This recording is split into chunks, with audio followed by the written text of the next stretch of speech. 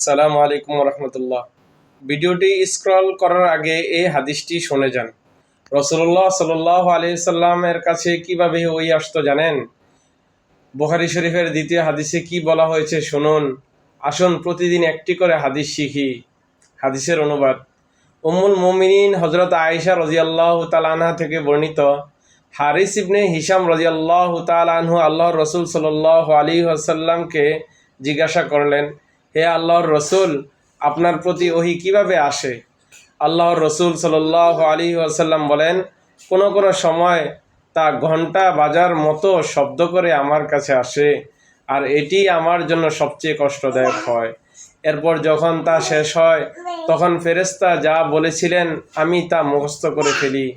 আবার কখনো কখনো ফেরেশতা মানুষ রূপ ধারণ করে আমার সঙ্গে কথা বলেন, তিনি যা বলেন আমি তাও মুখস্থ করে নিই। হযরত আয়েশা রাদিয়াল্লাহু তাআলা আনহা বলেন, আমি প্রচণ্ড শীতের দিনেও ওহী অবতীর্ণ হওয়ার সময় ওহীর তীব্রতায় তার কপাল থেকে ঘাম ঝরে পড়তে দেখেছি। মূল শিক্ষণীয় বিষয় হলো ওহী প্রেরণের বিভিন্ন পদ্ধতি। ওহী মূলত দুভাবে আসতো, একটি ঘণ্টা ধ্বনির মতো প্রচণ্ড ও গভীর শব্দে, অপরটি মানব রূপ ধারণ করে সহজ কথোপকথনের মাধ্যমে।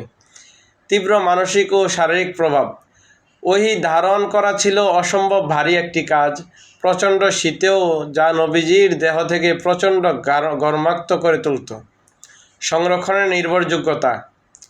নবীজি ওহীর শব্দগুলো হুবহু তার স্মৃতিতে সম্পূর্ণভাবে মুখস্থ করে ফেলতেন।